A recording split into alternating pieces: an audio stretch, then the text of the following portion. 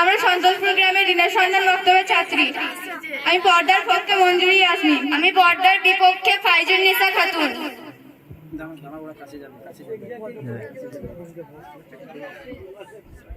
আরে বোন, আসসালামু আলাইকুম ওয়া রাহমাতুল্লাহি ওয়া বারাকাতুহু। কে তুমি? হঠাৎ সালাম দিলে, ঠিক চিনতে পারলাম না তো।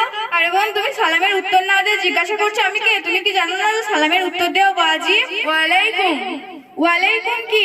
তুমি কি এটাও জানো না সালামের সম্পূর্ণ উত্তর দেওয়া সুন্নাত? আরে রাখো তো তোমার সালাম, আগে বলো তুমি কে? আমি মঞ্জুরি ইয়াসমিন। তা তুমি কোথায় যাচ্ছ? আমি আমাদের দিনের সন্ধান বক্তব্য অনুষ্ঠানে যাচ্ছি। তা তুমি এরকম ড্রেস পরে কোথায় বেরিয়েছো? আমি তো একটু ঘুরতে বেরোলাম। তো তুমি কি জানো না যে মেয়েদের 9 বছর বয়স থেকে পর্দা করা ফরজ, আর তুমি এরকম ড্রেস পরে বাড়ির বাইরে বেরিয়েছো?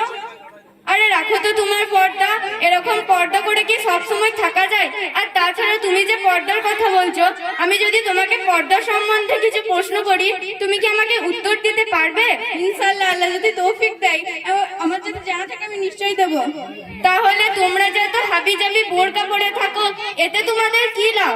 এতে তুমি লাভ জানতে চাইছো বোন? প্রথমত আমার আল্লাহর হুকুম, আর দ্বিতীয়ত সূরা আহজাবে আমাদের নবীকে উদ্দেশ্য করে বলা হয়েছে, ওগো নবী, তুমি তোমার স্ত্রী কন্যাদের বাড়ির বাইরে বেরোনোর সময় তাদের শরীর ঢাকা রাখতে বললো। তাহলে আমি আল্লাহর হুকুম মানি, এতে আল্লাহ আমাকে জাহান্নামের আগুন থেকে বাঁচাবে, তাই আমি পর্দা করে চলি। আরে রাখো তো তোমার পর্দা, মনের পর্দা হলো সব থেকে বড় পর্দা। মন যদি পরিষ্কার থাকে, বাহিরে পর্দা রাখার আর কোনো প্রয়োজন নেই। এটা তুমি ঠিক বলেছো, মনের পর্দা সব থেকে বড় পর্দা, কিন্তু মনের সাথে সাথে বাহিরেও পর্দা করতে হবে। যেমন একটা উদাহরণ দিলে তুমি খুব ভালোভাবে বুঝবে। যেমন ধরো পায়রা যদি ভাবে যে আমার মনের পর্দা সব থেকে বড় পর্দা, আমার বাইরে পালক রাখা দরকার নাই, তাহলে পায়রা গরম লাগছে আর হাই লাগছে, তাহলে পায়রা কি তার পালক ছাড়া তার দুশ্মন বিড়ালের হাতে কখনো রক্ষা পাবে? এটা তো সম্ভব না। তার যদি পালক না থাকে, সে তো উঠতেই পারবে না, তাহলে সে দুশ্মন বিড়ালের হাত থেকে কিভাবে নিজেকে বাঁচাবে? ঠিক তেমনি আমরা যদি পর্দা না করে চলি, তাহলে আমাদের দুশ্মন শয়তান, তাদের হাত থেকে আমরা কখনো রক্ষা পাবো না। পর্দা না করার কারণে অনেক মা বোনেরা রাস্তাঘাটে দুষ্ট শয়তানদের শিকার হচ্ছে। যেমন আরেকটা উদাহরণ তোমাকে বলি, যেমন ধরো সোনা কত মূল্যবান জিনিস, এই সোনাকে আমরা কত হেফাজতে রাখি। সোনাকে কখনো কাগজে মোড়াই, কোটায় ভরি, আলমারিতে ভরি, লকারে চাবি দিই, তাহলে সোনা যে পড়বে সে কি মূল্যবান হবে না? তাকে কি হেফাজতে রাখতে হবে না? হ্যাঁ বোন, অবশ্যই রাখতে হবে।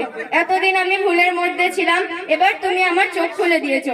আজ থেকে আমি ওয়াদা করছি যে আল্লাহ তাআলার হুকুম মেনে চলবো এবং নিজেকে জাহান্নামের আগুন থেকে বাঁচাবো, ইনশাআল্লাহ।